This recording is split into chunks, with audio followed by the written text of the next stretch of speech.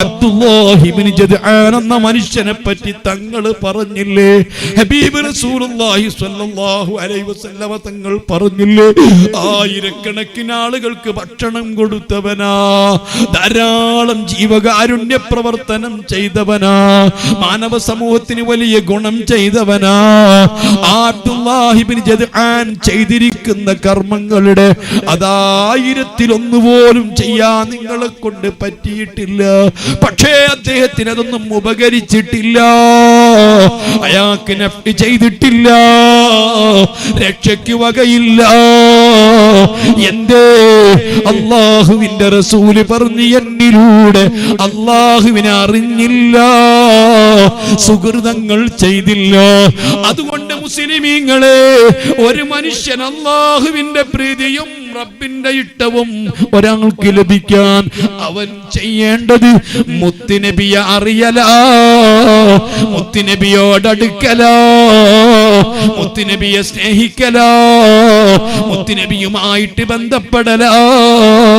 നിങ്ങൾ ഓർത്തു നോക്കൂ, ഇതുകൊണ്ടാ ഹബീബായ റസൂലുള്ളാഹി സ്വല്ലല്ലാഹു അലൈഹി വസല്ലമ തങ്ങൾ പഠിപ്പിച്ചു, അല്ലിമൂ ഔലാദകും സലാസ ഖിസാൽ. നിങ്ങൾ നിങ്ങളെ മക്കൾക്ക് നിർബന്ധമായി 3 കാര്യങ്ങൾ പഠിപ്പിച്ചിരിക്കണം. 3 കാര്യങ്ങൾ നിങ്ങളെ മക്കൾക്ക് പഠിപ്പിച്ചിരിക്കണം.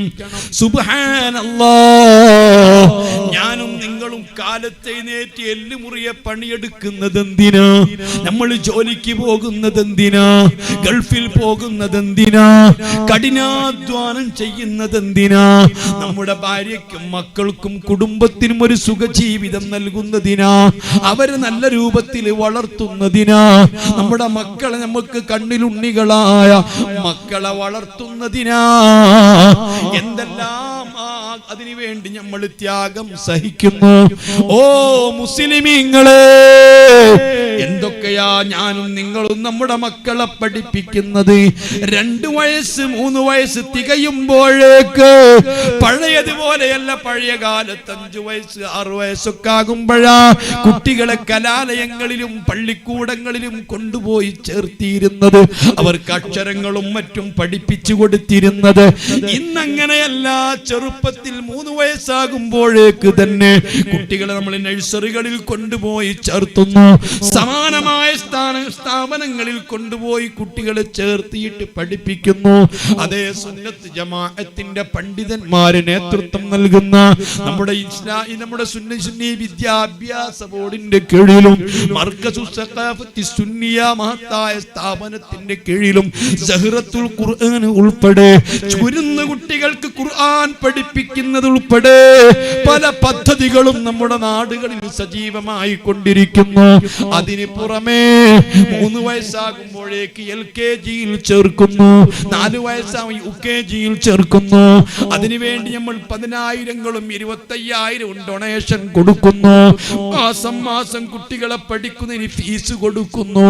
അത് കഴിഞ്ഞാൽ പിന്നീട് ഗവൺമെന്റിന്റെ സ്കൂളുകൾ നമ്മുടെ സമീപങ്ങളിൽ എയ്ഡഡ് സ്കൂളുകൾ ഉണ്ടാകുമ്പോൾ ആ അൺഎയ്ഡഡ് സ്കൂളിലെ പഠന നിലവാരം നമുക്ക് മതിയാകാത്തത് കൊണ്ട് അൺഎയ്ഡഡ് സ്കൂളുകൾ തെരഞ്ഞെടുത്തിട്ട് നമ്മളതാ നമ്മുടെ മക്കളെ പഠിപ്പിക്കുന്നു. അവരെ ഇംഗ്ലീഷ് സംസാരിക്കണം നമുക്ക് നിർബന്ധമുണ്ട്, സയൻസും ടെക്നോളജിയും പഠിക്കണം നമുക്ക് നിർബന്ധമുണ്ട്. എല്ലാ നിലക്കും നമ്മുടെ മക്കൾ പഠിച്ചു ഉയരണമെന്ന് നമുക്ക് താല്പര്യമുണ്ട്. ആ മക്കളെ പഠനത്തിന്റെ നിലവാരം കണക്കിലെടുത്ത് എല്ലാം നമ്മൾ ചെരിപ്പെടുത്തുന്നു. മക്കളെ നമ്മൾക്ക് കല്യാണങ്ങൾ നിശ്ചയിക്കപ്പെടുമ്പോൾ, യാത്ര സംഘടിപ്പിക്കുമ്പോൾ, എല്ലാ ഫംഗ്ഷനുകളും തീരുമാനിക്കുമ്പോൾ, കുട്ടികളെ സ്കൂളിന്റെ ലീവുകളൊക്കെയാണ് നമ്മൾ കണക്കിലെടുക്കുന്നത്. ഇങ്ങനെയൊക്കെ കണക്കിലെടുത്തുകൊണ്ട് നമ്മൾ നമ്മളെ മക്കളെ പഠിപ്പിക്കുന്നു. പഠിപ്പിച്ചോളൂ, വിരോധമില്ല. ഇംഗ്ലീഷ് പഠിപ്പിച്ചോളൂ, വിരോധമില്ല. എല്ലാ തരം വിദ്യാഭ്യാസങ്ങളും പഠിപ്പിച്ചോളൂ, വിരോധമില്ല. അതേ ജോലിക്ക് സാധ്യതയുള്ള കോഴ്സുകൾ എടുത്തുകൊണ്ട് കംപ്ലീറ്റ് ചെയ്ത് മക്കളെ പഠിപ്പിച്ചോളൂ, വിരോധമില്ല. അതൊക്കെ നമുക്ക് ആവശ്യമാണ്. പക്ഷേ ഒരു കാര്യമുണ്ട്, എന്നെയും നിന്നെയും സൃഷ്ടിക്കപ്പെടാൻ കാരണക്കാരനായ ഒരു വ്യക്തിത്വമുണ്ട്, മുത്ത് മുഹമ്മദ് മുസ്തഫ.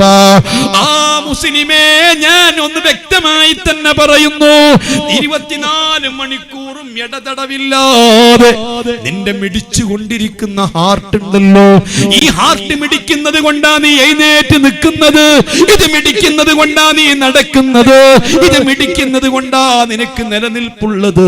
എപ്പോഴാണോ നിന്റെ ഹാർട്ടിന്റെ മിടിപ്പ് നിൽക്കുന്നത്, ആ സമയത്ത് നീ മയ്യിത്തായിട്ട് വീഴുന്നതാ. പിന്നെ നിന്നെ ആർക്കും വേണ്ടി വരില്ല, ഭാര്യക്ക് നിന്നെ വേണ്ടി വരില്ല, മക്കൾക്ക് നിന്നെ വേണ്ടി വരില്ല, ഒരാൾക്കും നിന്നെ വേണ്ടി വരില്ല. നിന്റെ കോഴ്സ് കൊണ്ട് കാര്യം കിട്ടൂല, നിന്റെ സ്വാധീനം കൊണ്ട് കാര്യം കിട്ടുകയില്ല. എപ്പോഴാണോ നിന്റെ ഹാർട്ടിന്റെ മിടിപ്പ് നിൽക്കുന്നത്, അതോടുകൂടി നിന്റെ കഥ അവസാനിച്ചു. ഹുങ്കാരങ്ങളും നിന്റെ പോർവിളികളും എല്ലാം തീരുകയാണ്. ആരോടും പിന്നെ നിനക്ക് പരിഭവങ്ങളില്ല, ആരോടും നിനക്ക് ബന്ധങ്ങളില്ല, ആരെയും പിന്നെ നിനക്ക് വേണ്ട, നിന്നെ ആർക്കും വേണ്ട. ആ രൂപത്തിൽ നിന്റെ ഹൃദയം ഇങ്ങനെ മിടിപ്പിച്ചു കൊണ്ടിരിക്കുന്ന നിന്നെ സൃഷ്ടിച്ച റബ്ബുണ്ടല്ലോ, അല്ലാഹ് നിന്റെ കണ്ണിനെന്തൊരു കാഴ്ചയാണ്. എന്തെല്ലാം ഐഡിയകളാ നിന്റെ ബുദ്ധിയിൽ ഉദിക്കുന്നത്, എന്തെല്ലാം ഐഡിയകളെ കൊണ്ടാ നീ ജീവിക്കുന്നത്.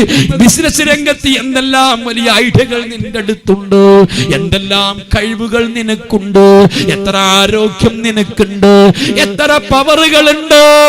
ഇതെല്ലാം നിനക്ക് നൽകിയിട്ടുള്ള സർവാധിനാഥനായ റബ്ബുൽ ഇസ്സത്ത്, ആ റബ്ബുൽ ഇസ്സത്ത് പറഞ്ഞതെന്താണെന്നറിയുമോ? ആ റബ്ബിനോട് നിങ്ങൾക്ക് നന്ദിയുണ്ടെങ്കിൽ നിങ്ങൾ നിങ്ങളെ മക്കൾക്ക് പഠിപ്പിച്ചു കൊടുക്കേണ്ടത് 3 കാര്യം നിർബന്ധമായും പഠിപ്പിച്ചു കൊടുക്കണം. അതെ, എന്താ മുസ്ലിമേ പഠിപ്പിച്ചു കൊടുക്കേണ്ടത്? എന്താണ് കുട്ടികൾക്ക് ആദ്യം പഠിപ്പിച്ചു കൊടുക്കേണ്ടത്? സൃഷ്ടിച്ച റബ്ബ് നമുക്ക് തന്ന അനുഗ്രഹങ്ങൾക്ക് നന്ദിയായി റബ്ബിന്റെ നിർദ്ദേശം നിങ്ങൾക്കറിയുമോ? നിങ്ങൾ ആദ്യം നിങ്ങളെ മക്കൾക്ക് പഠിപ്പിച്ചു കൊടുക്കേണ്ടത് അല്ലാഹ് എന്ന് പറയാൻ പഠിപ്പിക്കുന്നതിന്റെ മുൻപ്, ഉമ്മ ഉപ്പ എന്നൊക്കെ നിങ്ങൾ മക്കള് പറയാൻ പഠിക്കുന്നതിന്റെ മുൻപ്, 2 വയസ്സ് 3 വയസ്സുള്ള സമയത്തൊക്കെ കുട്ടികൾ ഇങ്ങനെ സംസാരിച്ചു തുടങ്ങും. ഈ സംസാരിച്ചു തുടങ്ങുമ്പോൾ കുട്ടികളെ കൊണ്ട് പറയിപ്പിക്കാൻ നമുക്ക് എന്തൊരാവേശമാണ്.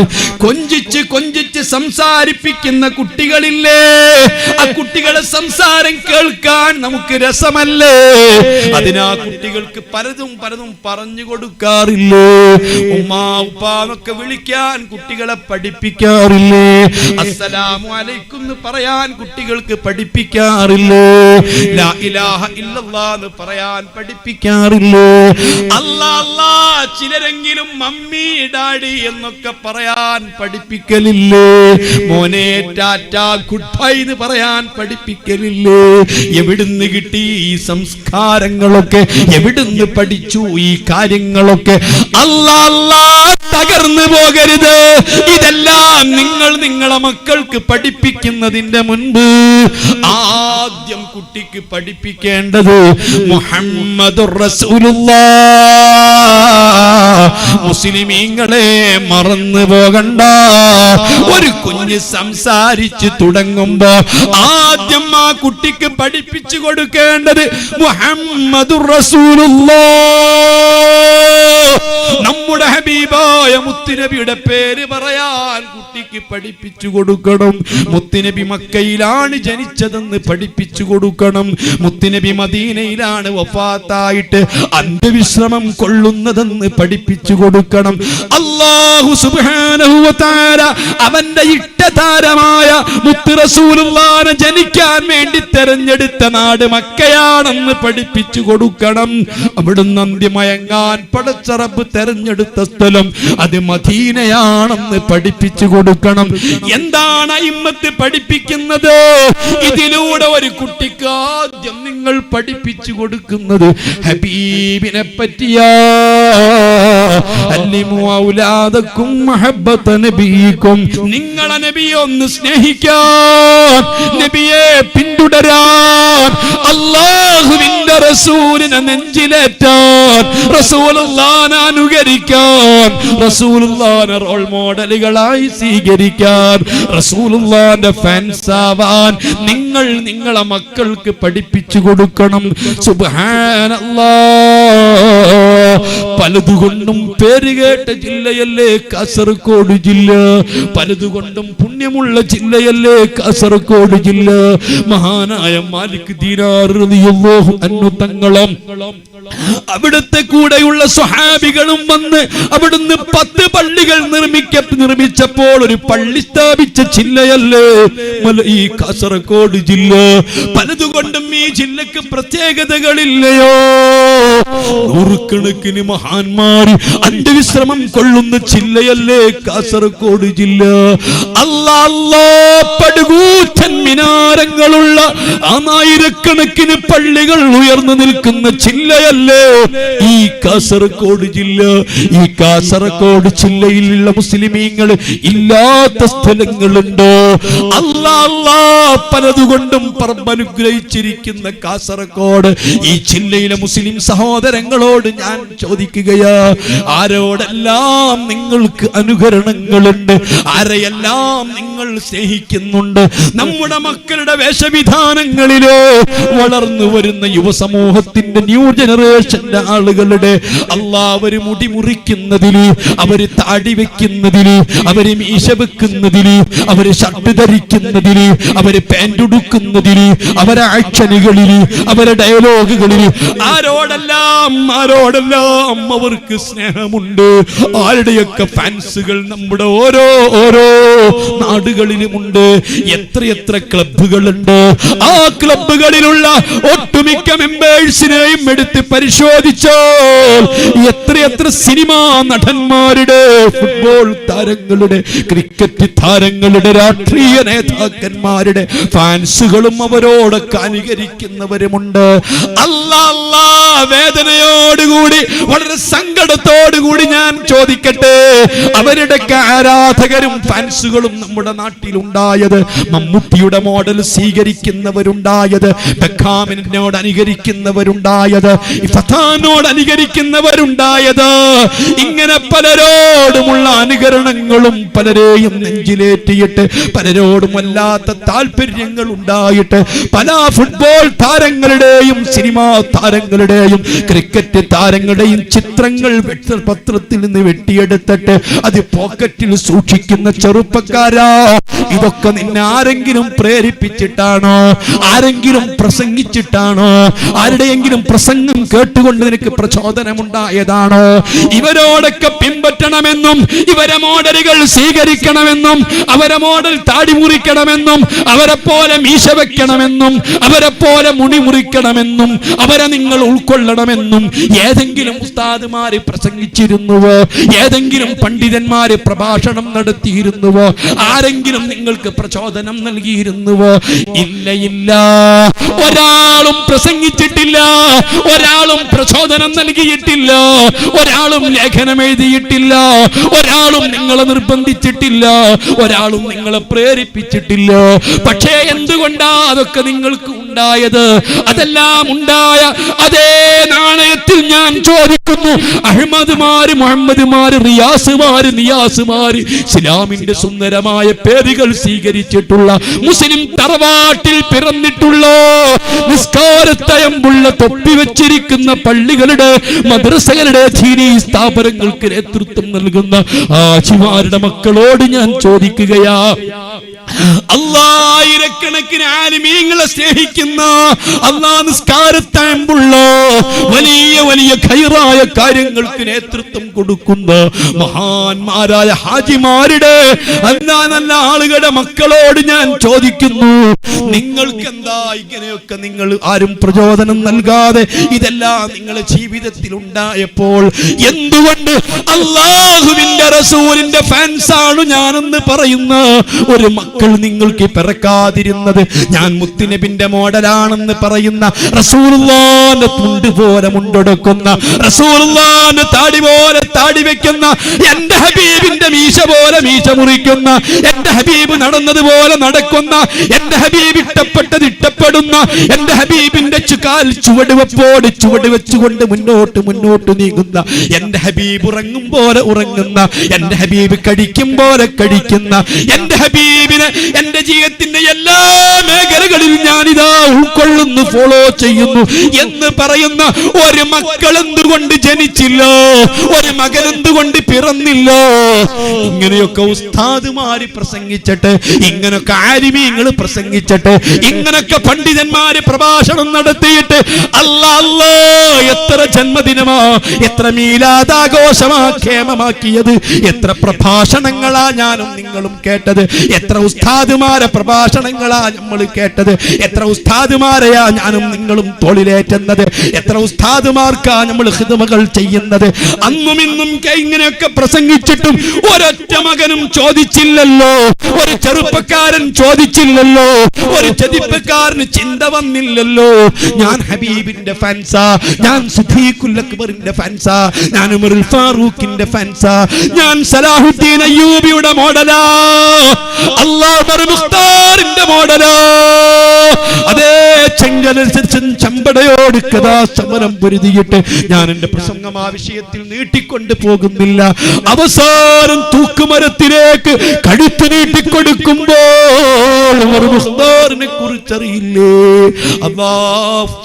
അഫ്ഗാൻ മുജാഹിദീങ്ങള് അവസാനം തൂക്കിലേറ്റാൻ പിടിക്കപ്പെട്ടപ്പോൾ മദ്രസയിൽ അധ്യാപനം നടത്തിക്കൊണ്ടിരിക്കുന്ന ഉമർ മുഖ്താർ അവിടുന്ന് പിടിക്കപ്പെട്ട അവസാനം തൂക്കിലേറ്റുമ്പോ ലക്ഷക്കണക്കിന് തടവുകാരെന്ന് വെറുതെ പുറത്തേക്ക് വിട്ടിട്ട് ആ നേതാവിനെ തൂക്കിലേറ്റുന്നത് കാണാൻ വേണ്ടിയിട്ട് അവസരം കൊടുത്തപ്പോ ശുദ്ധ ഖുർആൻ തന്റെ കുപ്പായത്തിന്റെ പോക്കറ്റിൽ നിന്നെടുത്തിട്ട് അത് ഓതിക്കൊണ്ടിരിക്കുന്ന സമയത്ത് കഴുമരത്തിലേക്ക് കഴുത്ത് നീട്ടിക്കൊണ്ട് ധീരദുഷ്ടസാക്ഷ്യം വഹിച്ചിട്ടുള്ള ആ ഉമർ മുഖ്താറിന്റെ മോഡലാണ് ഞാനെന്ന് പറയാൻ വിപ്ലവ വീര്യമുള്ള മക്കളെ എന്തുകൊണ്ട് നിങ്ങൾക്ക് കഴിഞ്ഞില്ല? പറയാം, കഴിയാത്തത് പറയാം. ഹബീബ് മുത്തുനബിയെ പറ്റി നിങ്ങൾക്കറിയില്ല, ഹബീബിനെ പറ്റി പഠിച്ചിട്ടില്ല, ഹബീബിന്റെ മുടി എങ്ങനെയെന്ന് അറിഞ്ഞിട്ടില്ല, ഹബീബിന്റെ താടി എങ്ങനെയെന്ന് അറിഞ്ഞിട്ടില്ല, ഹബീബിന്റെ നടത്തം എങ്ങനെയെന്ന് അറിഞ്ഞിട്ടില്ല, ഹബീബ് കഴിച്ച ഭക്ഷണം എന്തെന്നറിഞ്ഞിട്ടില്ല, ഹബീബിന്റെ രീതി നിങ്ങൾക്കറിഞ്ഞിട്ടില്ല, ഹബീബിനെ പറ്റി പഠിപ്പിച്ചിട്ടില്ല. ഇതുകൊണ്ടാണ് തങ്ങൾ പറഞ്ഞത്, നിങ്ങൾ നിങ്ങളെ മക്കൾക്ക് പഠിപ്പിച്ചു കൊടുക്കണേ മഹബ്ബത്ത നബിയിക്കും, നിങ്ങളെ പ്രവാചകർ മുഹമ്മദുർ റസൂലുള്ളാഹ് തങ്ങളെ സ്നേഹിക്കാൻ പഠിപ്പിച്ചു കൊടുക്കണം. അതേ സമയത്ത് ഈ പറയപ്പെട്ട എല്ലാ ഭൗതിക മേലാളന്മാരുടെ, സിനിമാ താരങ്ങളുടെ, ഫുട്ബോൾ താരങ്ങളുടെ, ക്രിക്കറ്റ് താരങ്ങളുടെ, ഹോക്കി താരങ്ങളുടെ, സിനിമാ സംവിധായകന്മാരുടെ, സംഗീത നായകന്മാരുടെ അവരുടെ രൂപങ്ങളും ഭാവങ്ങളും ശൈലികളും മോഡലുകളും എല്ലാം നിങ്ങളെ മക്കൾക്ക് കൃത്യമായിട്ട് അറിയാം. അവരെ വേഷങ്ങൾ അറിയാം, അവരെ നടത്തങ്ങൾ അറിയാം, അവരെ പ്രകടനങ്ങൾ അറിയാം, അവരെ ഡയലോഗുകൾ അറിയാം, അവരെ രീതികൾ അറിയാം. അറിയുന്നത് കൊണ്ട് നിങ്ങളെ മക്കൾ അവരെ പിൻപറ്റുന്നു, അവരെ സ്നേഹിക്കുന്നു, അവരെ ഉൾക്കൊള്ളുന്നു. അതേ സമയത്ത് മുത്തുനബിയെ പറ്റി അറിയാത്തത് കൊണ്ട് മക്കളെ പിൻപറ്റുന്നില്ല, പിന്നെ സ്നേഹിക്കുന്നില്ല, നെഞ്ചിലേറ്റുന്നില്ല. മുഹമ്മദുർ റസൂലുള്ളാഹ്. എന്തേ നിങ്ങൾക്ക് മനസ്സിലായത്? സ്നേഹിക്കണമെങ്കിൽ സ്നേഹിക്കപ്പെടാൻ മാത്രം ഉണ്ട് എന്ന് പഠിക്കണം. സ്നേഹിക്കണം എന്ന് പറഞ്ഞതുകൊണ്ട് സ്നേഹിക്കൂല, സ്നേഹിക്കാഞ്ഞാൽ ഈമാൻ ഉണ്ടാകൂല എന്ന് പറഞ്ഞതുകൊണ്ട് ആരും സ്നേഹിക്കൂല. കാരണം എന്തുകൊണ്ട്? സ്നേഹം ആരും പറഞ്ഞ് ഉണ്ടാക്കുന്നതല്ലല്ലോ. അങ്ങനെ ആരെങ്കിലും പറഞ്ഞുണ്ടാക്കിയിട്ട് സ്നേഹിക്കൂ? അങ്ങനെ ഞാൻ പറഞ്ഞു നിങ്ങളെല്ലാവരും കൂടി ഇന്നൊന്ന് സ്നേഹിക്കും, അതുണ്ടാവില്ല. സ്നേഹിക്കാൻ മാത്രമുണ്ട് എന്ന് പഠിപ്പിക്കണം. ചെറുപ്പത്തിലെ നമ്മുടെ കുട്ടികൾക്ക് റസൂലുള്ളാഹിനെ പറ്റി പഠിപ്പിക്കണം. റസൂലുള്ളാഹി സ്വല്ലല്ലാഹു അലൈഹി വസല്ലം ഓരോ രീതികളും, അവിടുന്ന് ഭക്ഷണം കഴിച്ചത്, അവിടുന്ന് ഇഷ്ടപ്പെട്ട ഭക്ഷണം, അവിടുന്ന് ഇഷ്ടപ്പെട്ട വേഷം, അവിടുത്തെ മുടിയുടെ, അവിടുത്തെ താടിയുടെ, അവിടുത്തെ ചലനങ്ങളുടെ എല്ലാം നമുക്ക് മക്കൾക്ക് പഠിപ്പിച്ചു കൊടുക്കണം. നബി സല്ലല്ലാഹു അലൈഹി വസല്ലമ തങ്ങൾ അവിടുന്ന് പഠിപ്പിച്ച ആശയങ്ങളും ആദർശങ്ങളും ആരാധനകളും വിശ്വാസങ്ങളും ഒക്കെ സ്വഹാബത്ത് മക്കൾക്ക് പഠിപ്പിച്ചു കൊടുത്തതിന് പുറമെ മഹാന്മാരായ സ്വഹാബത്ത് റസൂലുള്ളാഹിന്റെ കൃത്യമായ രീതികൾ പഠിപ്പിച്ചു കൊടുത്തിരുന്നു. അവിടെ ശരീരത്തിന്റെ ഭാവങ്ങൾ പഠിപ്പിച്ചു കൊടുത്തിരുന്നു. റസൂലിന്റെ കളർ എങ്ങനെയാണ് പഠിപ്പിച്ചു കൊടുത്തിരുന്നു. അവിടുത്തെ ശരീരത്തിന്റെ പ്രകൃതി പഠിപ്പിച്ചു കൊടുത്തിരുന്നു. നിങ്ങൾ ആരും കൈപൊക്കണ്ട, ഞാൻ ചോദിക്കുന്നു, മുത്തുനബി സല്ലല്ലാഹു അലൈഹി വസല്ലമ തങ്ങളെ കണ്ടാൽ തിരിച്ചറിയും എന്ന് പറയാൻ പറ്റുന്ന എത്ര ആൾ ഈ കൂട്ടത്തിലുണ്ട്? തങ്ങളെ കണ്ടാൽ തിരിച്ചറിയുന്നു? അല്ല, ഞാനിപ്പോ പറയുന്നത് വെറും ഒരു ഒച്ച വെച്ച പ്രസംഗമല്ല, ഞാൻ ചോദിക്കുകയാണ്.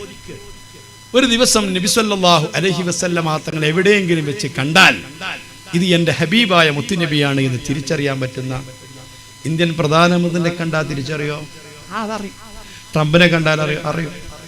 നിങ്ങളെ പാർട്ടി പ്രസിഡന്റിനെ അറിയും. മോഹൻലാലിനെ അറിയും. മമ്മൂട്ടിയെ കണ്ടാൽ അറിയും. ഭത്താൻ അറിയും. ബെക്കാമിനെ അറിയും. റൊണാൾഡോനെ അറിയും. ഞാൻ ചോദിക്കുന്നു, മുത്തുനബിനെ കണ്ടാൽ അറിയോ? വേദ പിന്നെ പറയാം. മുത്തുനബിനെ കണ്ടാൽ അറിയോ? എന്നാ പിന്നെ ഞാനൊന്ന് തിരിച്ചു പറയട്ടെ. അതെ, ഇപ്പൊ നമുക്ക് അറിഞ്ഞിരിയാച്ച് കുഴപ്പമൊന്നുമില്ല, മരിച്ചെന്നാ പിന്നെ അറിയും. അങ്ങനെ നിങ്ങൾക്ക് ആക്കിയും തോന്നലുണ്ടോ? വിഡ്ഢിത്താണ്. കഴിയില്ല. ജീവിതത്തിൽ അല്ലാഹുവിൻ റസൂലുള്ളാഹിനെ കണ്ടാ തിരിച്ചറിയാൻ പറ്റൂലെങ്കിൽ മരിച്ചിട്ട് ആഖിറത്തിലെത്തുമ്പോൾ തിരിച്ചറിയുന്ന മനസ്സിലാക്കേണ്ട സഹോദര. ഇതാരും നിങ്ങൾ പ്രസംഗിച്ചോ ഇല്ലെന്ന് എനിക്ക് അറിഞ്ഞൂടാ. ഞാൻ പറയുന്നു, അറിയില്ല. മൻ കാന ഫീ ഹാദിഹി അഅ്മാ ഫഹുവ ഫിൽ ആഖിറതി അഅ്മാ. ഈ ദുനിയാവിൽ കണ്ടാൽ തിരിച്ചറിയാത്തവനാണെങ്കിൽ അവൻ ആഖിറത്തിലും കണ്ടാൽ തിരിച്ചറിയില്ല. വേറെ എന്ത് കണ്ട ആഖിറത്തിലേക്ക് പോണത്? റസൂലുള്ളാഹി സ്വല്ലല്ലാഹു അലൈഹി വസല്ലമ തങ്ങളുടെ ശഫാഅത്തും അവിടുത്തെ ഒരു പരിഗണനയും കിട്ടും എന്ന പ്രതീക്ഷയല്ലാതെ എന്തൊരു പ്രതീക്ഷ വെച്ചാണ് ആഖിറത്തിലേക്ക് പോകുന്നത് ഞാൻ ചോദിക്കാൻ ഉദ്ദേശിക്കുന്നത്. എന്നെ സംബന്ധിച്ചിടത്തോളം മറ്റൊന്നുമില്ല. മുഹമ്മദുർ റസൂലുള്ളാഹി അല്ലാഹു സുബ്ഹാനഹു വ തആല അവന്റെ മുമ്പിൽ നിൽക്കുമ്പോൾ ഈ ദുനിയാവിലെ പല കോടതി നിങ്ങൾ അറിയല്ലോ. ദുനിയാവിലെ കോടതിയുടെ പ്രത്യേകത എന്താ? ദുനിയാവിലെ കോടതിയിൽ സാധാരണ ഒരു മജിസ്ട്രേറ്റ്, ഒരു ജഡ്ജി ഉണ്ടാവും ചാമ്പറിൽ, അല്ലേ? നിങ്ങൾക്ക് അതിന് വല്ല കോടതി അറിയോ സഹോദര? നിങ്ങളേതെങ്കിലും കോടതിയിൽ എപ്പോഴെങ്കിലും പോയി നോക്കിയിട്ടുണ്ടോ? പഴയ കാലത്ത് ആളുകളൊക്കെ കോടതിയിൽ കേസ് കേൾക്കാൻ വേണ്ടി പോകാറുണ്ട്. ഇപ്പൊ പോകില്ല എന്നാ തോന്നുന്നത്. എല്ലാ വിഷയവും നമുക്ക് പഠിക്കാനുണ്ട്. ഞാനൊക്കെ പഴയ കാലത്ത് ഒഴിവ് കിട്ടിയ കോടതി കേസ് കേൾക്കാൻ പോകും. അതാ രസാ.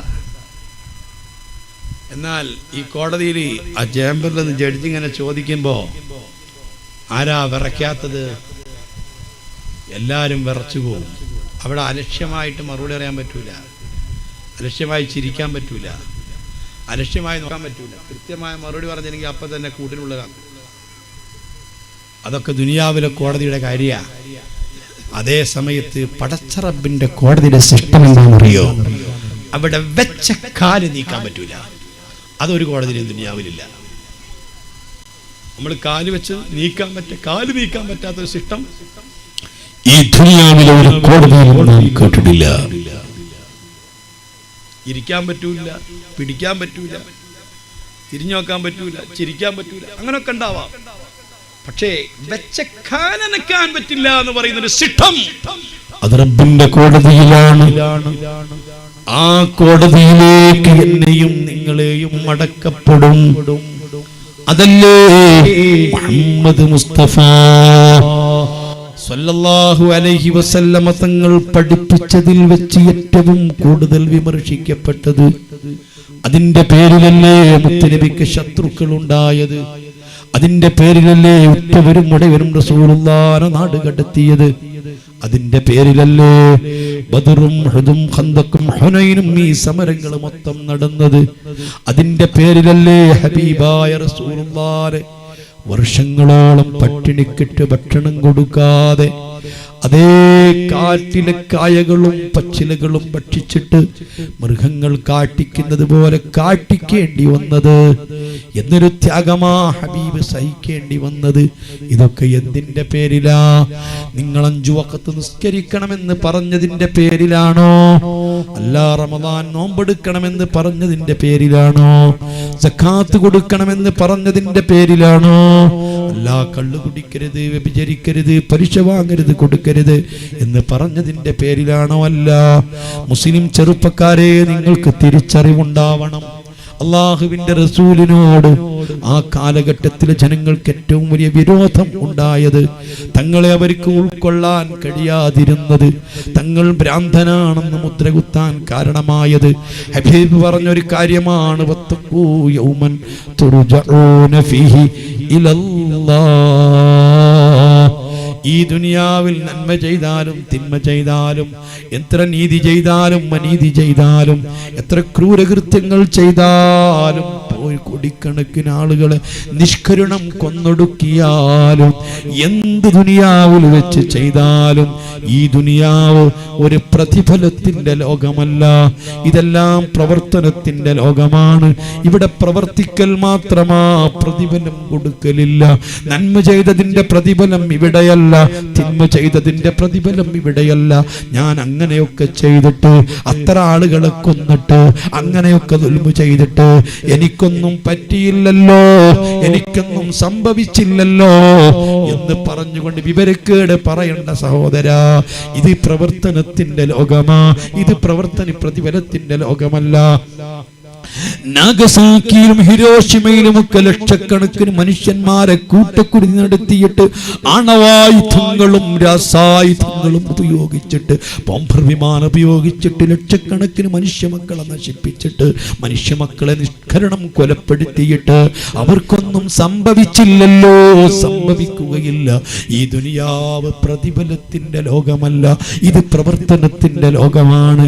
പക്ഷേ വത്തഖൂ യൗമൻ തുർജഊന ഫീഹി ഇലല്ലാഹ്, നിങ്ങളൊക്കെ അല്ലാഹുവിലേക്ക് മടക്കപ്പെടും. ഈ പ്രസംഗിച്ചു കൊണ്ടിരിക്കുന്ന എന്നെ മടക്കപ്പെടും, എന്റെ പ്രസംഗം കേട്ടുകൊണ്ടിരിക്കുന്ന നിങ്ങളെ മടക്കപ്പെടും, എല്ലാവരെയും മടക്കപ്പെടും. സുബ്ഹാനല്ലാഹ്. അതല്ലേ ഒരു മുസ്ലിമായ സ്ത്രീയോ പുരുഷനോ മരിച്ചു എന്ന് കേൾക്കുമ്പോൾ ഞാനും നിങ്ങളും ചൊല്ലുന്നതെന്താ, ചൊല്ലേണ്ടതെന്താ? ഇന്നാ ലില്ലാഹി വ ഇന്നാ ഇലൈഹി റാജിഊൻ. നാമൊക്കെ അല്ലാഹുവിന്റെ സൃഷ്ടികളാണ്, അല്ലാഹുവിന്റെ അടിമകളാണ്, അല്ലാഹു നമ്മെ സൃഷ്ടിച്ചതാണ്. വ ഇന്നാ ഇലൈഹി റാജിഊൻ, നമ്മളൊക്കെ അല്ലാഹുവിലേക്ക് മടക്കപ്പെടുന്നവരാണ്, മടങ്ങിയെത്തുന്നവരാണ്. അല്ലാഹുവിന്റെ അടുത്ത് മടങ്ങി ചെല്ലുമ്പോ ഞാൻ എൻ്റെ പ്രിയപ്പെട്ട സഹോദരന്മാരെ, നിങ്ങൾ ചിന്തിക്കുക, ബോധത്തോടുകൂടി ചിന്തിക്കുക. അണുമണി തൂക്കം ഈമാന്റെ കണിക നിങ്ങളെ കൽബിലുണ്ടെന്ന നിലയിലാ ഇത്രയൊക്കെ നിങ്ങളോട് ഞാൻ പ്രസംഗിക്കുന്നത്. അതാ തീപ്പൊരിയുള്ള അടുത്ത് ഊതുമ്പോഴല്ലേ കത്തിപ്പിടിക്കുകയുള്ളൂ. തീരെ പൊരിയില്ലാത്ത കടലില്ലാത്ത സ്ഥലത്ത് ഊതിയാല് തീരെ തീ കത്തിപ്പിടിക്കുകയില്ലല്ലോ.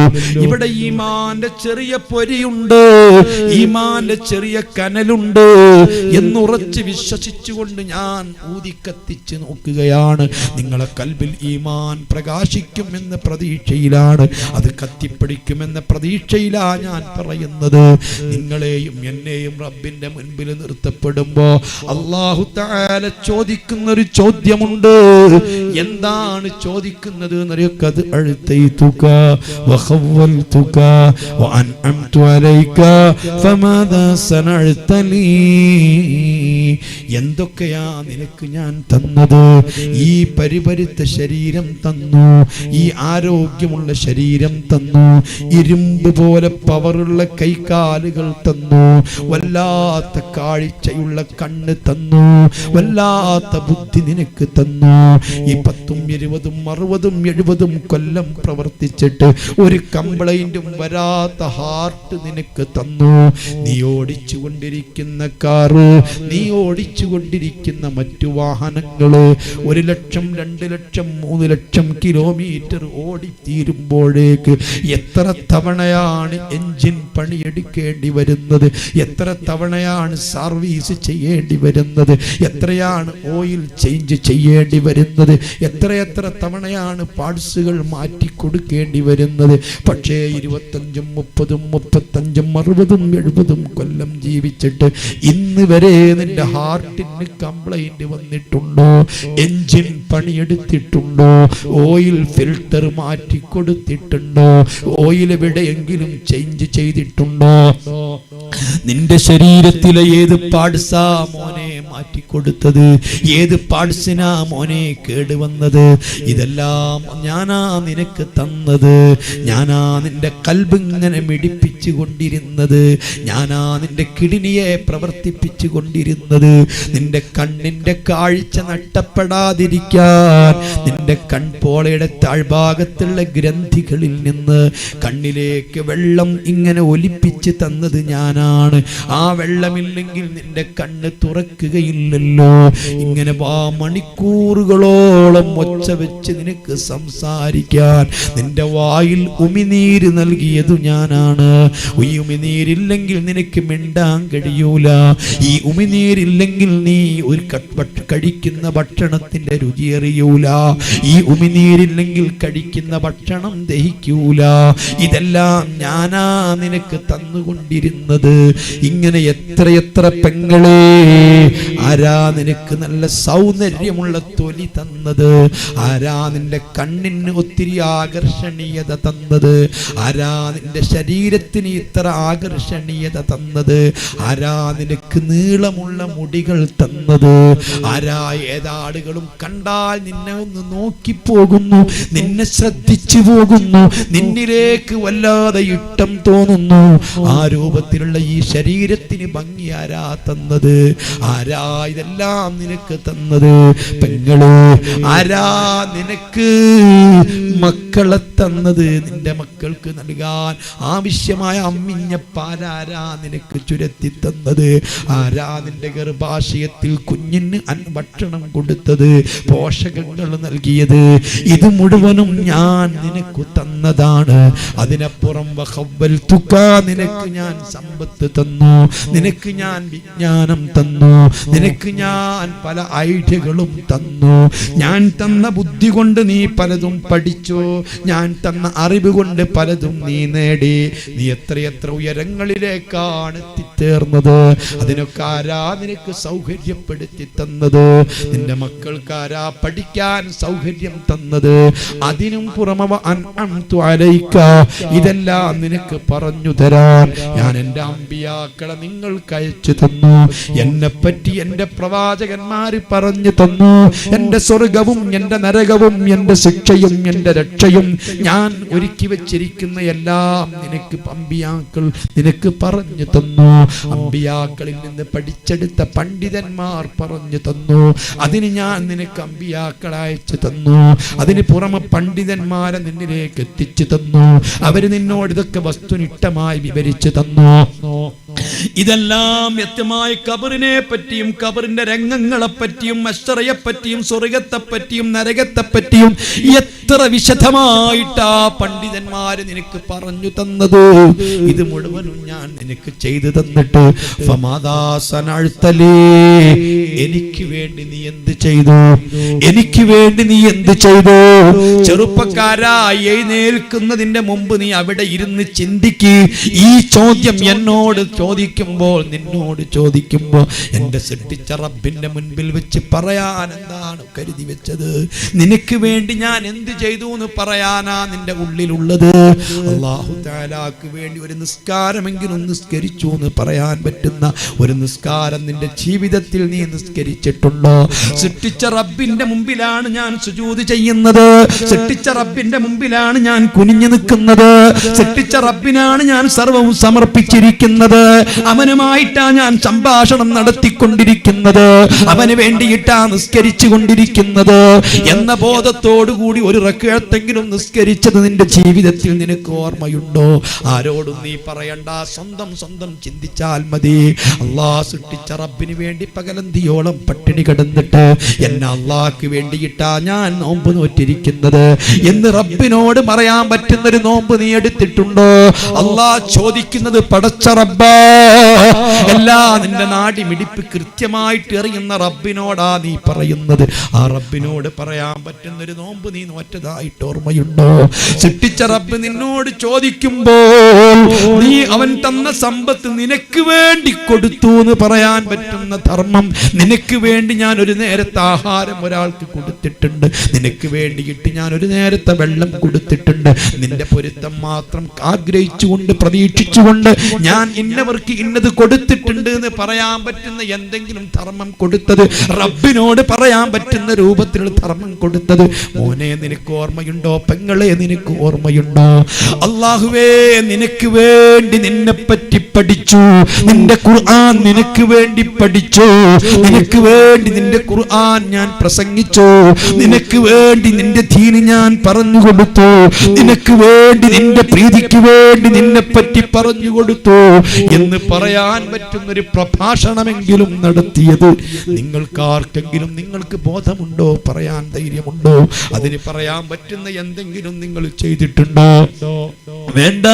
അതാ ഹജ്ജും ഉംറയും ചെയ്തിട്ടുണ്ടെങ്കിൽ നിന്റെ വിശുദ്ധമായ ഗേഹത്തിന്റെ സമീപത്ത് വന്നിട്ട്, നിന്റെ വീട്ടിന്റെ മുറ്റത്ത് വന്നിട്ട്, നിന്റെ ഉമ്മരപ്പടിയിൽ വന്ന് നിന്നോട് ഞാൻ മാപ്പ് ചോദിച്ചിട്ടുണ്ട്, നിന്നോട് ഞാൻ ഖേദിച്ചിട്ടുണ്ട് എന്ന് പറയാൻ പറ്റുന്ന രൂപത്തിൽ ഒരു ഹജ്ജ് ചെയ്തതോ ഉംറ ചെയ്തതോ നിനക്ക് പറയാനുണ്ടോ? ഞാൻ ചോദിക്കുന്നു മക്കളെ, ഇതൊരു പ്രസംഗമല്ല മക്കളെ, ഒരു വരും വാചക കസർത്ത് പറയുകയല്ല മക്കളെ. ഇന്നല്ലെങ്കിൽ നമ്മൾ കണ്ണ് ചുമ്മി തുറന്നിട്ട് ഇതൊക്കെ റബ്ബിന്റെ അടുത്ത് നമ്മൾ അനുഭവിക്കാനുള്ളതാണല്ലോ. എന്ത് പറയാനാ നമുക്ക് പ്രതീക്ഷയുള്ളത്? എന്ത് പറയുമെന്നാ ഞാനും നിങ്ങളും കരുതി വെച്ചിരിക്കുന്നത്? ഹബീബായ മുത്തുനബി പറയുന്ന, അള്ളാഹു ചോദിക്കുന്ന സമയത്ത് ഒട്ടുമിക്ക ആളുകളും പറയാൻ ശ്രമിക്കും, ഞാൻ പറയാൻ ശ്രമിക്കും, എന്റെ ശബ്ദം കേൾക്കുന്ന നിങ്ങളിൽ ഓരോരുത്തരും പടച്ച റബ്ബിനോട് പറയാൻ ശ്രമിക്കും. പറയുന്നതാ, ഖദ് ജമ്മഅ്തുഹു വകസ്സർതുഹു വതറക്തുഹു അക്തറ മിമ്മാ കാൻ.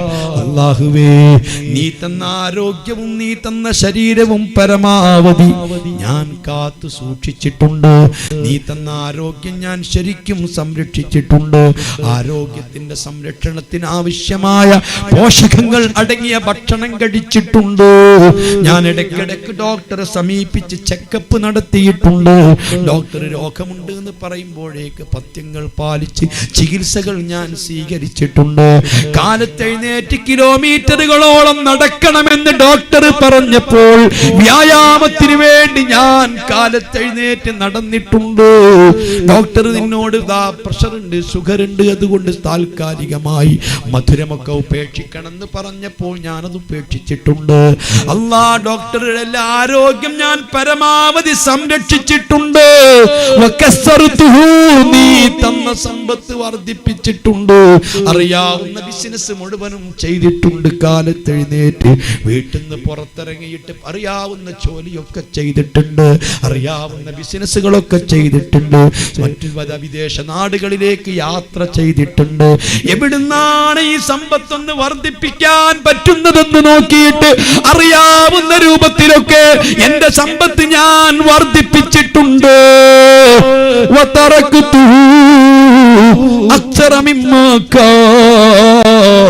എന്റെ പ്രിയപ്പെട്ട ഉപ്പ മരണപ്പെട്ട സമയത്ത് എനിക്ക് ബാക്കി വെച്ചതിനേക്കാൾ കൂടുതൽ എന്റെ മക്കൾക്ക് ഞാൻ ബാക്കി വെച്ചിട്ടുണ്ട്. എന്റെ പ്രിയപ്പെട്ട മക്കൾക്ക് വേണ്ടി ഞാൻ പലതും ബാക്കി വെച്ചിട്ടുണ്ട്. എന്റെ ഉപ്പ എന്നെ പഠിപ്പിച്ചതിനേക്കാൾ കൂടുതൽ ഞാൻ എന്റെ മക്കളെ പഠിപ്പിച്ചിട്ടുണ്ട്. എന്റെ ഉപ്പ മരിക്കുമ്പോൾ എനിക്ക് വേണ്ടി ഉണ്ടാക്കി വെച്ച വീടിനേക്കാൾ സൗകര്യപ്രദമായ വീട് എന്റെ മക്കൾക്ക് വേണ്ടി ഞാൻ പണി കഴിച്ചിട്ടുണ്ട്. എന്റെ ഉപ്പ മരണപ്പെട്ടപ്പോൾ ഒരു ഫിൽസ് പോലും ബാങ്ക് ബാലൻസ് ഉണ്ടായിരുന്നില്ല. എന്റെ മക്കൾക്ക് ജീവിക്കാൻ ആവശ്യമായ ബാങ്ക് ബാലൻസ് ഞാൻ ബാക്കി വെച്ചിട്ടുണ്ട്. അവർക്ക് വേണ്ടി പലതും വാങ്ങി വെച്ചിട്ടുണ്ട്. എന്റെ പ്രിയപ്പെട്ട പെങ്ങന്മാരെ കെട്ടിച്ചയച്ചപ്പോൾ എന്റെ ഉപ്പ കൊടുത്തതിനേക്കാൾ കൂടുതൽ സ്വർണം എന്റെ മക്കൾക്ക് കൊടുത്തിട്ടുണ്ട്. ഇതെല്ലാം ഞാൻ നിനക്ക് വേണ്ടി ചെയ്തതാണ്. അതുകൊണ്ട് അല്ലാഹ് ഫർജിനി, ഞാനോ പറയും, നിങ്ങളോ റബ്ബിനോട് പറയും ഫർജിനി, എന്നെ ഒന്നുകൂടി ഈ ദുനിയാവിലേക്കൊന്ന് മടക്കിത്താ, ഒരവസരം കൂടി എനിക്ക് നൽക.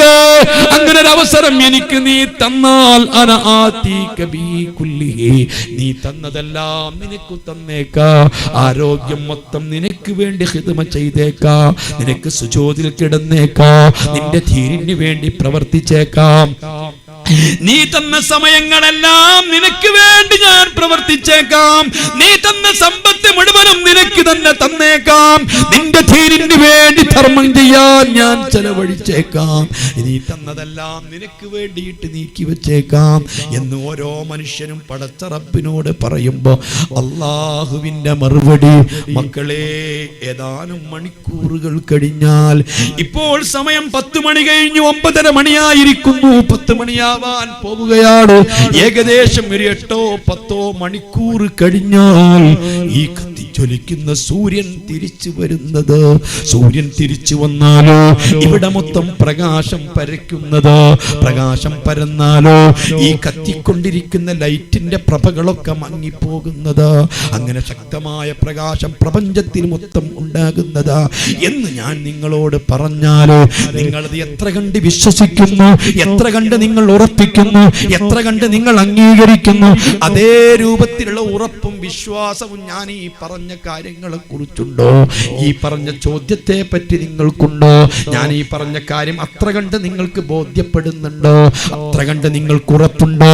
എങ്കിലേ നിങ്ങൾ നിസ്കരിക്കേണ്ടതുള്ളൂ, എങ്കിലേ നിങ്ങൾ നോമ്പെടുക്കേണ്ടതുള്ളൂ, എങ്കിലേ നിങ്ങൾ സ്വലാത്ത് ചൊല്ലേണ്ടതുള്ളൂ, എങ്കിലേ നിങ്ങൾ മുസ്ലിമീങ്ങളാണെന്ന് പറയേണ്ടതുള്ളൂ, എങ്കിലേ നിങ്ങൾ പള്ളിയിൽ വരേണ്ടതുള്ളൂ. ഹബീബ് പറയുകയാ, അല്ലാഹു പറയും, എടോ അതൊന്നും ഞാൻ നിന്നോട് ചോദിച്ചിട്ടില്ല. ഇനി ദുനിയാവിലേക്ക് നീ എന്നെ ഒരിക്കൽ കൂടി നിന്നെ മടക്കിയാൽ എനിക്ക് വേണ്ടി നീ എന്തൊക്കെ ചെയ്യും എന്ന് നിന്നോട് ചോദിച്ചിട്ടില്ല. അതൊന്നും ഇവിടെ പറയേണ്ടതില്ല. നിന്നോട് ഞാൻ ചോദിച്ചത് 20 വയസ്സ് ജീവിച്ചവരോട്, 30 വയസ്സ് ജീവിച്ചവരോട്, 40 വയസ്സ് ജീവിച്ചവരോട്, 50 വയസ്സ് ജീവിച്ചവരോട്, 60 ജീവിച്ചവരോട്, 70 ജീവിച്ചവരോട്, അതിൽ കൂടുതൽ ജീവിക്കുന്നവരോട് അല്ലാഹു തആല ചോദിക്കുന്നു, ഇത്രയൊക്കെ ആയുസ് ഞാൻ നിനക്ക് തന്നിട്ട്, ഇത്രയൊക്കെ സൗകര്യങ്ങൾ നിനക്ക് തന്നിട്ട്, ഇത്രയൊക്കെ അവസരങ്ങൾ ഞാൻ നിനക്ക് തന്നിട്ട് എനിക്ക് വേണ്ടി ചെയ്തത് മാത്രം പറയൂ, ഇനി ചെയ്യാനുള്ളത് പറയണ്ട. ചെയ്യാൻ പോകുന്നത് ചോദിച്ചിട്ടില്ല, ചെയ്തത് ഇങ്ങോട്ട് പറ എന്ന് അല്ലാഹു എന്നോടും നിന്നോടും ചോദിക്കുമ്പോ, മക്കളെ, എന്താണ് പറയാനുള്ളത്? എന്താണ് റബ്ബിനോട് പറയാനുള്ളത്? ഹബീബ് പറയുന്നു, എന്നെപ്പോലെ നിങ്ങളെപ്പോലെ ഹതഭാഗ്യരായ പാവങ്ങളായ ആളുകളൊന്നും പറയാനില്ലാത്തത് കൊണ്ട് അല്ലാ പറഞ്ഞു തന്നെ പറയുകയാ.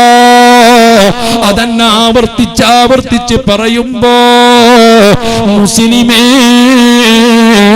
മുത്തുനബി പഠിപ്പിക്കുകയാ, അല്ല പറയുന്നതാ, മലക്കുകളെ, ഇവനെ ഒന്ന് പിടിച്ചു മാറ്റൂ. മോനെ, മോളെ, ഇടത്തും വലത്തും 2 കാവൽക്കാരുണ്ടല്ലോ, അവര് നിന്നെ പിരിയില്ലല്ലോ. മായൽഫിദു മിൻ ഖൗലിൻ ഇല്ലാ ലദൈഹി റഖീബുൻ അതീദ്. ഇടത്തും വലത്തും 2 കാവൽക്കാരുണ്ട്. നഗ്നനേത്രങ്ങളെ കൊണ്ട് കാണാൻ പറ്റാത്ത 2 മലക്കുകളുണ്ട്. അവര് നിന്നെ വിട്ടുപിരിഞ്ഞിട്ടില്ല. നീ മരിച്ചതോടുകൂടി നിന്റെ ഖബറിന്റെ അരികിൽ കാവലാ. നീ ഖബറിൽ എഴുന്നേറ്റപ്പോ നിന്റെ കൂടെയുണ്ട്. റബ്ബിലേക്ക് നിന്നെ കൊണ്ടുപോകുമ്പോ അവര് നിന്റെ കൂടെയുണ്ട്. ഈ ടൗണിൽ ഒരു തമ്മാടിയെ, കുറ്റവാളിയെ പോലീസുകാര് പിടികൂടിയാൽ ആ കുറ്റവാളിന്റെ കൂടെ പിടികൂടിയ പോലീസുകാര് ജീപ്പിലുണ്ടാവില്ലേ? കോടതിയിൽ ഹാജരാക്കുമ്പം പോലീസുകാരുണ്ടാവില്ലേ? അല്ലാ, ശിക്ഷ വിധിച്ചിട്ട് സെൻട്രൽ ജയിലിലേക്ക് തള്ളുന്നത് വരെ ഈ കാവൽക്കാര് വിട്ടുപിരിയലില്ല. തെളിവെടുപ്പിന് വരുമ്പോഴും അവര് നിന്റെ കൂടെ ഉണ്ടാവില്ലേ? എന്നതുപോലെ നിന്റെ ഇടത്തും വലത്തും നിൽക്കുന്ന രണ്ട് മലക്കുകൾ നിന്റെ കൂടെ തന്നെയുണ്ട്. നിങ്ങൾ കേൾക്കുന്നത് കഥകളല്ല, നിങ്ങൾ കേൾക്കുന്നത് ഐതിഹ്യമല്ല, നിങ്ങൾ കേൾക്കുന്നത് സിനിമ അല്ല, നോവലല്ല. വജഅത് കുല്ലു നഫ്സിൻ മഅഹാ സായിഖുൻ വശഹീദ്. ഇടത്തും വലത്തുമുള്ള രണ്ട് മലക്കുകൾ, ഒരു മലക്ക് നിന്നെ ചങ്ങല വിട്ട് നിന്റെ വായിൽ കൂടി ചങ്ങല കടത്തിയിട്ട് നിന്റെ മലദ്വാരത്തിൽ കൂടി പുറത്തേക്ക് എടുത്തിട്ട് ആ ചങ്ങല നിന്നെ കൂട്ടി പിടിക്കുന്നുണ്ട്. മറ്റേ മലക്ക് നിന്നെ റിക്കാർഡ് കയ്യിൽ പിടിച്ചുകൊണ്ട് നിന്റെ പിറകിൽ നിന്ന് തെളിക്കുന്നുണ്ട്. റബ്ബിന്റെ അടുത്ത് ചോദ്യം ചെയ്യുമ്പോ, ചെറുപ്പക്കാരാ, നീ എപ്പോഴെങ്കിലും കോടതിയിൽ ചെന്നിട്ടുണ്ടോ? കുറ്റവാളിയെ കൂട്ടിൽ കയറ്റിയിട്ട് ചോദ്യം ചെയ്യുമ്പോ തൊട്ടുതായ ഇതുപോലെ കോട്ടിട്ട് കൊണ്ടൊരു വക്കീല് നിൽക്കലില്ലേ? വിസ്തരിക്കലില്ലേ? ചോദ്യം ചെയ്യലില്ലേ? ജഡ്ജി നോക്കി നിൽക്കലില്ലേ? ഇതുപോലെ പടച്ച റബ്ബിന്റെ അടുക്കൽ കോടതിയിൽ നിൽക്കുമ്പോ ഈ രണ്ട് മലക്കുകൾ നിന്റെ അരികിൽ തന്നെ നിൽപ്പുണ്ട്. അവര് നിന്നെ വിടൂല. നിന്നോട് സിമ്പലില്ല, സങ്കടമില്ല, വേദനയില്ല. നീ ചെയ്തു കൂട്ടിയ പരാക്രമങ്ങളോ, നീ ചെയ്തു കൂട്ടിയ തമ്മാടിത്തരങ്ങളോ, നിന്റെ ഹുങ്കാരങ്ങളോ, നിന്റെ പോർവിളികളോ, നിന്റെ ധിക്കാരങ്ങള്, അതൊക്കെ നേരിട്ട് കണ്ട മലക്കുകളോ. അവർക്ക് നിന്നോട് തീരെ ദയവ് തോന്നൂല, സങ്കടമില്ല. ഈ മലക്കുകളോട് പടച്ച റബ്ബ് പറയുകയാണ്, ഇവനെ ഒന്ന് മാറ്റി നിർത്തൂ. പറയുമ്പോഴേക്ക് രണ്ട് കൈകൾ ബന്ധിപ്പിക്കപ്പെട്ടു പോയി. മലക്കുകൾ കൈകൾ ബന്ധിപ്പിച്ചിട്ട് മാറ്റി നിർത്തിപ്പോയി. ഇങ്ങനെ കോടാനുകോടി ആളുകൾ ഇങ്ങനെ മാറ്റി നിർത്തുമ്പോ ഒന്നുകൂടി പറയട്ടെ, മുസ്ലിമീങ്ങളെ, അല്ലാഹുവിന്റെ റസൂൽ നമുക്ക് വേണ്ടി റെക്കമെൻഡ് ചെയ്യുമെന്ന് കേട്ടിട്ടുണ്ടല്ലോ, ശഫാഅത്ത് ചെയ്യുമെന്ന് കേട്ടിട്ടുണ്ടല്ലോ, കൈപിടിക്കുമെന്ന് കേട്ടിട്ടുണ്ടല്ലോ, നമുക്ക് വേണ്ടി കരയുമെന്ന് കേട്ടിട്ടുണ്ടല്ലോ. അതല്ലേ നിങ്ങൾ കേട്ടിട്ടുള്ളൂ? അതല്ലേ നിങ്ങൾ അറിഞ്ഞിട്ടുള്ളൂ? അറിയാത്തതൊന്ന് പറഞ്ഞോട്ടെ. മുസ്ലിമേ, തകരല്ല, ചെറുപ്പക്കാരാ, നശിക്കല്ല. വേദന കൊണ്ട് പറഞ്ഞു പോവുകയാ, സങ്കടം കൊണ്ട് പറഞ്ഞു പോവുകയാ. അല്ലാഹുവിന്റെ റസൂൽ ശഫാഅത്ത് ചെയ്ത് രക്ഷപ്പെടുത്തുമെന്നും അല്ലാഹുവിന്റെ റസൂൽ സ്വർഗ്ഗത്തിൽ കടത്തുമെന്നും ഒക്കെ മാത്രമേ നമ്മൾ കേട്ടിട്ടുള്ളൂ. എന്നാൽ കേൾക്കണോ, ഖുർആനിൽ പടച്ച റബ്ബ് പറഞ്ഞതറിയുമോ? ഖുലി അഅമലൂ ഫസയറല്ലാഹു അമലക്കും വറസൂലുഹു. നബിയേ, അങ്ങയുടെ ഉമ്മത്തിനോടങ്ങ് പറഞ്ഞേക്കുക, ഇവിടെ നിസ്കരിച്ചില്ലെങ്കിൽ എന്താ, നോമ്പെടുത്തില്ലെങ്കിൽ എന്താ, ഖുർആൻ ഓതിയില്ലെങ്കിൽ എന്താ, പള്ളിയിൽ വന്നില്ലെങ്കിൽ എന്താ, കള്ള് കുടിച്ചാൽ എന്താ, വ്യഭിചരിച്ചാൽ എന്താ, എങ്ങനെ മുടി മുറിച്ചാൽ എന്താ, എങ്ങനെ സിനിമ കണ്ടാൽ എന്താ, എങ്ങനെ തോന്നിവാസം ചെയ്താൽ എന്താ, ആരിവിടെ ചോദിക്കാൻ, ആരെവിടെ പേടിക്കാൻ, ആരുണ്ട് ഞങ്ങളെ ഉപദേശിക്കാൻ, ആരെ ഞങ്ങൾ പരിഗണിക്കണം? ആദരിക്കണം? ആരെ ഞങ്ങൾ ആദരിക്കണം? ആരോടും ആദരവില്ലാതെ, മൂപ്പളമയില്ലാതെ, ആരെയും അനുസരിക്കാതെ, ആരെയും വകവയ്ക്കാതെ, പണ്ഡിതന്മാരെ വകവയ്ക്കാതെ, സാദാത്തുക്കളെ വകവയ്ക്കാതെ, കാരണവന്മാരെ വകവയ്ക്കാതെ ധിക്കാരത്തിൽ ജീവിക്കുന്ന മുസ്ലിമേ, അല്ല പറഞ്ഞിട്ടുണ്ട്, ഇഷ്ടം പോലെ ജീവിച്ചോ, എങ്ങനെ വേണമെങ്കിലും പ്രവർത്തിച്ചോ, കള്ളു കുടിച്ചോ, വ്യഭിചരിച്ചോ, ഏത് തോന്നിവാസവും ചെയ്തോ, എങ്ങനെ വേണമെങ്കിലും ജീവിച്ചോ, ഇവിടെ വിരോധമില്ല. ഇത് പ്രതിഫലത്തിന്റെ വീടല്ല. ഫസയറല്ലാഹു അമലക്കും വറസൂലുഹു, നിന്റെ സർവ പ്രവർത്തനങ്ങളും അല്ലാഹു കാണുന്നുണ്ട്. നിന്റെ ഹബീബ് മുത്തുനബി കാണുന്നുണ്ട്. അല്ലാഹുവിന്റെ റസൂൽ കാണുന്നുണ്ട്. നിന്റെ ധിക്കാരങ്ങൾ മുത്തുനബി കാണുന്നുണ്ട്. നിന്റെ താടി മുത്തുനബി കാണുന്നുണ്ട്. നിന്റെ ഈ മുടിയുടെ കോലം തങ്ങൾ കാണുന്നുണ്ട്. നിന്റെ ചെല്ലാത്ത മാടിത്തങ്ങളും റബ്ബ് മുത്തുനബി കാണുന്നുണ്ട്. അല്ലാഹുവിന്റെ റസൂൽ കാണാത്ത ഒരു ചലനം നിനക്കില്ല, ഒരു പ്രവൃത്തിയില്ല, ഒരു വാക്കുകളില്ല. നിന്റെ സർവവും മുത്തുനബി കാണുന്നുണ്ട്. പടച്ച റബ്ബിന്റെ മുമ്പിൽ നാളെ മുത്തുനബി വന്നിട്ട്, മോനെ മറക്കണ്ട, മലപ്പുറത്തുനിന്നൊരു മുസ്ലിയാര് വന്ന് എന്തൊക്കെയോ പ്രസംഗിച്ചു പോയി എന്ന് പറയണ്ട. ലോകത്തിന്റെ നാനാഭാഗങ്ങളിൽ മുസ്ലിമീങ്ങൾ, ഈമാന്റെ ചെറിയ വെളിച്ചം കെട്ടുപോകാത്ത മുസ്ലിമീങ്ങൾ എന്റെ പ്രസംഗം കേൾക്കുന്നുണ്ടോ, കാണുന്നുണ്ടോ, ലൈവായിട്ട് കേൾക്കുന്നുണ്ടോ? അവരോട് മുഴുവനും പറയുകയാണ്, ഹബീബ് സല്ലല്ലാഹു അലൈഹി വസല്ലമ തങ്ങളോട് പടച്ച റബ്ബ് പറഞ്ഞിട്ടുണ്ട്, ഫകൈഫ ഇദാ ജിനാ മിൻ കുല്ലി ഉമ്മത്തിൻ ബിശഹീദ് വജിനാ ബിക അലാ ഹൗലാഇ ഷഹീദാ.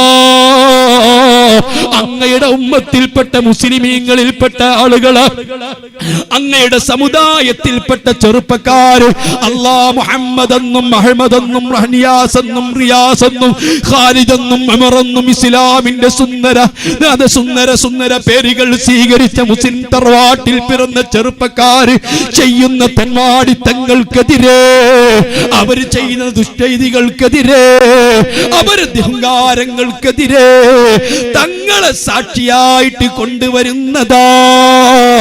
മക്കളെ, നമ്മുടെ നബി അല്ലാഹുവോട് പറയുന്നതാ, ഈ റസൂൽ പറയുന്നതാ, അല്ലാ ഇവൻ ചെയ്തു കൂട്ടിയത് ഞാൻ കണ്ടിട്ടുണ്ട്, ഇവന്റെ പാന്റ് ഞാൻ കണ്ടിട്ടുണ്ട്, ഇവന്റെ മുടി ഞാൻ കണ്ടിട്ടുണ്ട്, ഇവൻ പള്ളിയിൽ കയറാത്തത് കണ്ടിട്ടുണ്ട്, ഇവന്റെ നിസ്കാരം ഞാൻ കണ്ടിട്ടുണ്ട്, ഇവന്റെ സർവ്വത്വനിവാസങ്ങളും കണ്ടിട്ടുണ്ട്, ഇവൻ ചെയ്തു കൂട്ടിയ പരാക്രമങ്ങൾ ഞാൻ കണ്ടിട്ടുണ്ട് എന്ന് അല്ലാഹുവിന്റെ റസൂൽ സാക്ഷി പറയുന്നതാ. റബ്ബിന്റെ മുമ്പിൽ സാക്ഷി നിൽക്കുന്നതാ. അല്ലാഹുവിന്റെ റസൂല് ഒരാൾക്കെതിരിൽ സാക്ഷി പറഞ്ഞാൽ, ഒരാൾക്കെതിരിൽ ശബ്ദിച്ചാൽ, ഇനി അപ്പീലില്ല, ഇനി വിചാരണയില്ല. അവന് നന്മ തിന്മകൾ എഴുതപ്പെട്ട റെക്കോർഡുകൾ കയ്യിൽ കൊടുക്കുന്നില്ല. അവന്റെ നന്മയും തിന്മയും പിന്നെ തൂക്കുന്നില്ല, പരിശോധനയില്ല, ഒരാളും റെക്കമെൻഡ് ഇല്ല.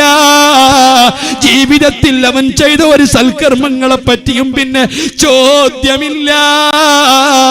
വിചാരണ കൂടാതെ സ്വർഗത്തിലേക്ക് പോകുന്നത് പോലെ വിചാരണ കൂടാതെ അവനെ നരകത്തിലേക്ക് എടുത്തുപോയി. അവന് പാലം കടക്കലില്ല, അവന് രക്ഷയില്ല. ഓ മുസ്ലിമീങ്ങളെ, അല്ലാഹുവിന്റെ റസൂൽ സാക്ഷി നിന്നു കഴിഞ്ഞാൽ പിന്നെ നരകം വരുന്നു. നരകം ഒരു നിർജീവിയല്ല, നരകം ഒരു കുഴിയല്ല, അത് ജീവനില്ലാത്തതല്ല. നരകത്തിന് കൃത്യമായ ജീവുണ്ട്, അതിന് തിരിച്ചറിവുണ്ട്, അതിന് തലകളുണ്ട്, അതിന് തുമ്പിക്കൈകളുണ്ട്, അതിന് ശബ്ദങ്ങളുണ്ട്, അതിന് സംസാരമുണ്ട്, അത് ചോദിക്കുന്നുണ്ട്, അത് വിളിക്കുന്നുണ്ട്. കൃത്യമായി വിവരവും വിവേകവുമുള്ള ഒരു ജീവി തന്നെയാ. ഈ നരകം അരികിലേക്ക് വന്നിട്ട് അതിന്റെ തുമ്പിക്കൈ നീട്ടിയിട്ട് അള്ളാഹുവിനക്ക് പോലത്തത് നീട്ടിയിട്ട് ഇതാ കോരിക്കോരി അകത്തേക്കിടുന്നതാ. തങ്ങള് പറഞ്ഞതാ, റസൂല് പഠിപ്പിച്ചതാ.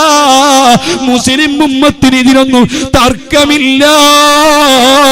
ഇതൊന്നും നിന്റെ അറിവിന്റെ മാപ്പിനി കൊണ്ട് അളന്ന് കണക്കാക്കാൻ പറ്റിയതല്ല. മുഹമ്മദുർ റസൂലുള്ളാഹ്.